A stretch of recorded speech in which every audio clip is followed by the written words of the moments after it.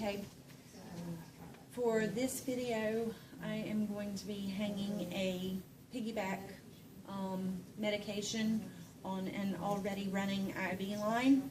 So I have my MAR, my doctor's orders. The doctor has ordered 600 milligrams of Flagyl to run over 30 minutes. So the first thing that I'm going to do is I'm going to calculate my medication. I have prepared my supplies. I have my gloves, my draw-up needle, my medication, my alcohol wipes, the mix for my medication, and this medication will be mixed in a 0.9% sodium chloride solution. I have my piggyback tubing, my labels, and my hanger for my primary line when it's time to drop that. So my calculation, first I'm going to check my bottle against my MAR. I have Flagyl, 200 milligrams per milliliter, and we need 600 milligrams, which means we're going to need 3 milliliters. I've checked my expiration, it's good. The drop factor on my mixture bag is 15 drops.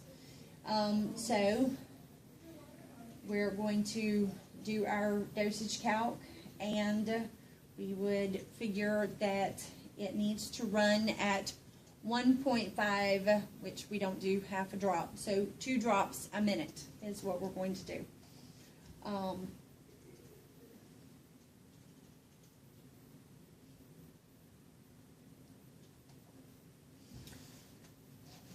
And sounds odd. Anyway, so we need 3 milliliters. So we're going to draw 3. That's not right. 3 milliliters of air. We are going to clean our medication top. We will inject the air and draw up our solution.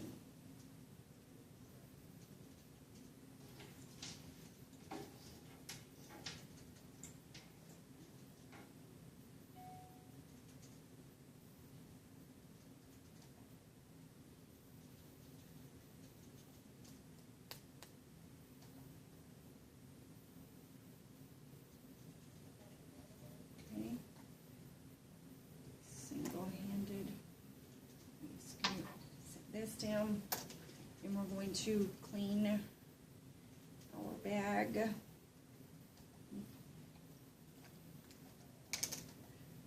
We'll inject our medication into our bag, and we're going to put this in our sharps box. So that's gone. We would mix our medication, and we're going to label our bag with our medication name, the dosage, the patient's name, date, time, and my initials. And we are going to need to go into our patient's room now. So we will walk into the room and we perform hand hygiene, provide for privacy, verify the patient's name and date of birth, check the patient's medical record for allergies and ask the patient if they have any allergies.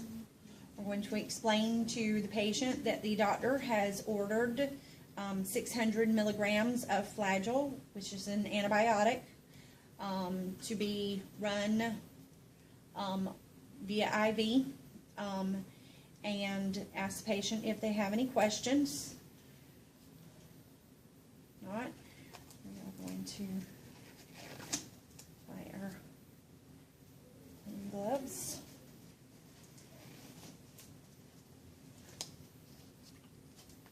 to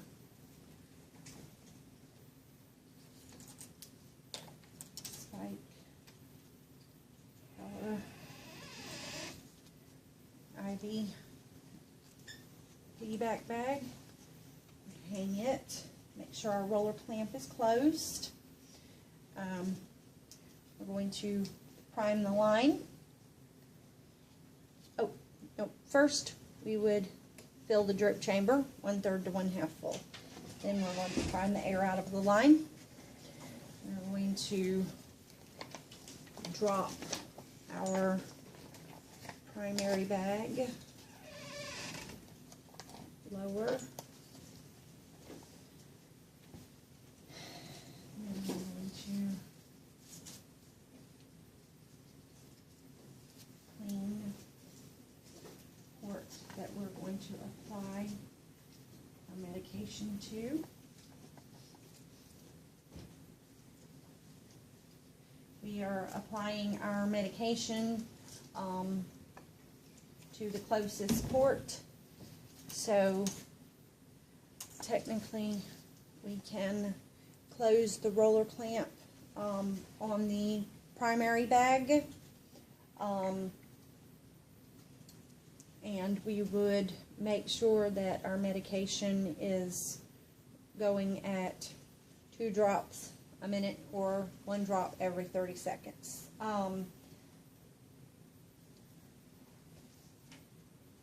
This was running through a pump in the hospital, we could just program the channels and they could run concurrently.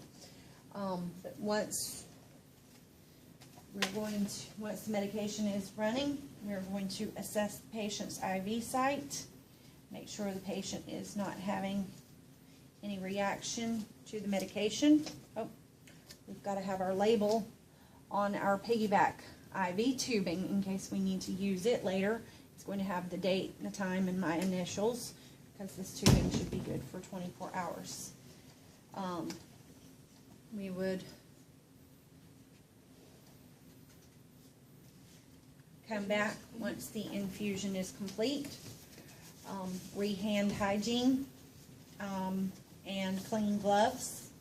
And we're going to remove the piggyback, and we would put a cap on the line and hang this so that the tubing could be used later. Again, we're assessing the patient's IV site and asking how they're doing, and we're documenting the medication amount, what we mixed it with, date, time, our initials, and the patient's reaction. And that is a piggyback IV administration.